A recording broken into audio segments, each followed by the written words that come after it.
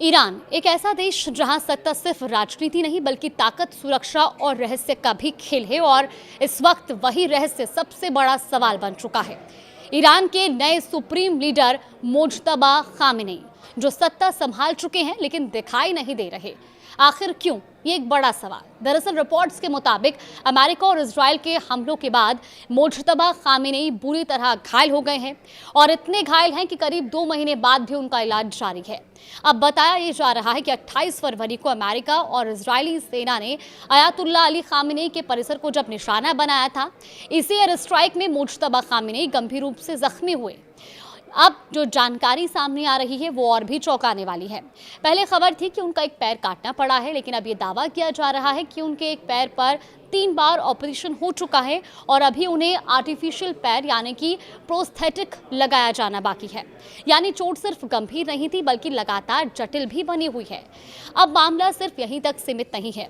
Reports कहती हैं कि मोज्तबा खामेनेई का चेहरा भी बुरी तरह से झुलस गया है और इस हद तक कि उन्हें बोलने में भी परेशानी हो रही है। उनके हाथ की भी सर्जरी हुई है और धीरे धीरे रिकवरी चल रही है, लेकिन आगे प्लास्टिक सर्जरी की जरूरत भी पड़ सकती है। अब जरा सोचिए, एक ऐसा नेता जो देश की कमान संभाल रहा है लेकिन खुद सामने आने की हालत में नहीं है, और यही वजह है कि उनका ठिकाना पूरी तरह गुप्त रखा गया है। ईरानी अधिकारियों को डर है कि अगर उनकी लोकेशन सामने आई तो इजराइल उन्हें निशाना बना सकता है।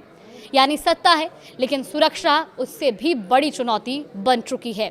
इस बीच ईरान के राष्ट्रपति मसूद पेजेश्कियान, जो खुद एक हार्ट सर्जन हैं और स्वास्थ्य मंत्री हैं, वो उनकी देखभाल कर रहे हैं और इससे अंदाजा ये लगाया जा सकता है कि मामला कितना संवेदनशील है। लेकिन इस पूरी स्थिति का सबसे बड़ा असर कहाँ दिखाई दे रहा है? पावर स्ट्रक्चर में। मौजूदा हालात में ईरान की असली ताकत अब इस्लामिक रेवोल्यूशनरी गार्ड्स कॉर्प्स यानी IRGC के हाथों में जाती दिख रही है, क्योंकि मोज्तबा खामेनेई खुद फैसले तो ले रहे हैं लेकिन पूरी तरह जनरलों की सलाह पर निर्भर है। पूर्व राष्ट्रपति एमनीजाद के सलाहकार रहे अब्दुल रेजा दवारी के मुताबिक मोज्तबा देश को एक बोर्ड ऑफ डायरेक्टर्स की तरह चला रही हैं, जहां जनरल्स असल फैसला लेने वाले सदस्य हैं।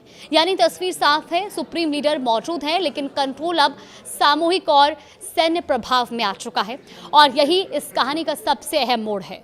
मोज्तबा खामेनेई ने कार्यभार संभालने के बाद से अब तक कोई ऑडियो या वीडियो संदेश जारी नहीं किया है।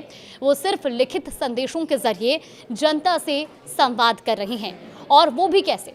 बताया जा रहा है कि संदेश हाथ से लिखकर लिफाफों में भेजे जाते हैं ताकि डिजिटल ट्रैकिंग से बचा जा सके। यानी 21वीं सदी की राजनीति लेकिन तरीके पुराने और बेहद गोपनीय। तो कुल मिलाकर सवाल यही है कि क्या ईरान की सत्ता पर्दे के पीछे से चल रही है? क्या IRGC का प्रभाव और मजबूत हो चुका है? और क्या एक घायल सुप्रीम लीडर एक नए पावर शिफ्ट का संकेत दे रहा है?